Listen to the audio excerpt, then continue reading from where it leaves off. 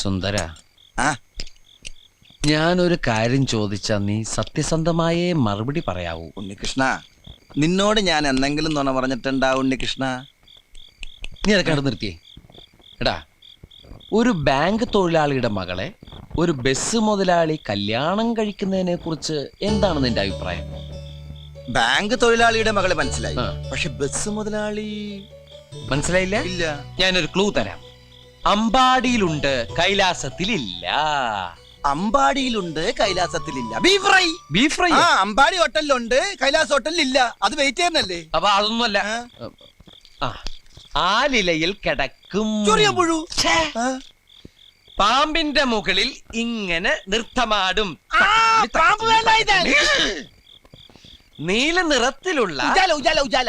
വേണ്ട വേണ്ട, എല്ലാം മാക്കി. വെണ്ണ കട്ടു തിന്നുന്നവൻ. മിൽമ പ്രസിഡന്റ്.